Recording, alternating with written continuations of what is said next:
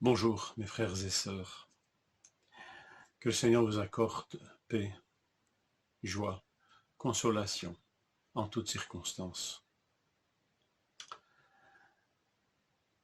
Nous lisons Lamentation 3. Le livre des Lamentations est un livre qui peut nous faire peur, nous mettre mal à l'aise, tout comme d'aller dans une maison en deuil. Ce livre est une complainte, un chant de deuil sur la ruine de Jérusalem et la déportation de son peuple. Lamentation 3, 17. Tu m'as enlevé la paix, j'ai oublié ce qu'est le bonheur. Alors j'ai dit, je n'ai plus d'avenir, je n'ai plus d'espérance en l'Éternel. Étonnamment, entrer dans une maison de deuil, nous dit l'Ecclésiaste, est préférable à entrer dans une maison de festin. Je lis ceci, mieux vaut se rendre dans une maison de deuil que dans une maison de festin, car telle est la fin de tout homme, et celui qui est en vie peut ainsi se mettre à réfléchir. Alors entrer dans le livre de Lamentation, c'est effectivement entrer dans un livre qui pleure sur des malheurs qui atteignent le peuple de Dieu. C'est un livre de deuil, en quelque sorte, un chant de deuil. Pourtant, ce livre contient deux des versets les plus médités par les chrétiens. Je pense qu'il est dans le top des tops avec le psaume 23. Les versets 22 et 23. Les bontés de l'Éternel ne sont pas épuisées. Ses compassions ne sont pas à leur terme. Elles se renouvellent chaque matin. Oh, que ta fidélité est grande. Peut-être avez-vous appris par cœur ces versets. En tout cas, c'est mon cas.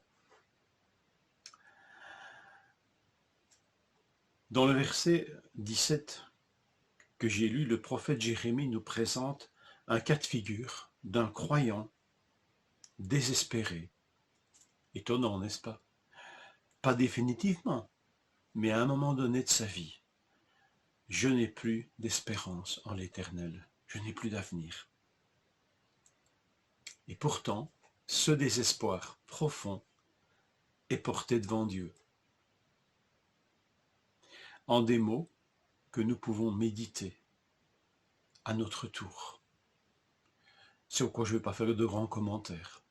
Comme dans une maison de deuil, ce n'est pas l'abondance de mots qui compte. C'est la présence et la réflexion. Ici, le texte nous parle même de méditer, de porter à son cœur. Entre le désespoir exprimé et l'espérance que nous trouvons au versets 22 et 23, il y a les versets intermédiaires. Mon âme s'en souvient bien, verset 20, elle est abattue au-dedans de moi. Voici ce que je veux repasser en mon cœur, ce pourquoi j'espère. L'âme sombre, une traduction donne cette idée, mon âme s'en souvient, elle est abattue au-dedans de moi, mon âme sombre. Mais voilà ce que je veux repasser en mon cœur, ce pourquoi j'espère. Sombrer devant les malheurs, mais l'âme n'est pas seule, et elle a comme ressource des pensées sur Dieu, nourries par l'Écriture et par l'histoire du peuple de Dieu, pour Jérémie.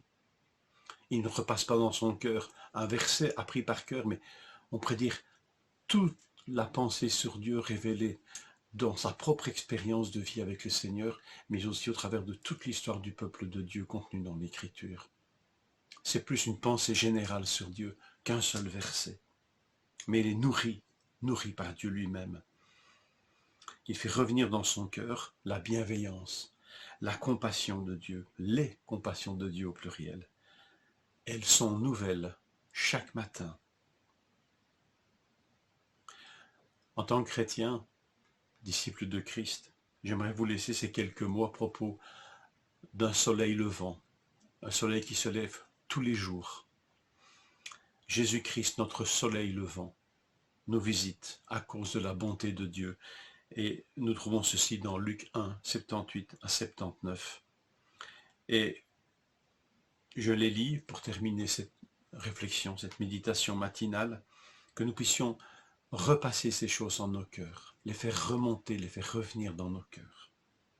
À cause de la profonde bonté de notre Dieu, le soleil levant nous a visités d'en haut, pour éclairer ceux qui sont assis dans les ténèbres et dans l'ombre de la mort, et pour diriger nos pas sur le chemin de la paix. Voilà ce que nous pouvons faire revenir en nos cœurs ce matin. Les bontés de l'Éternel, ses compassions, sa miséricorde ont définitivement un nom. Jésus-Christ, notre Seigneur et Sauveur. Que le Seigneur nous accorde sa grâce et sa paix.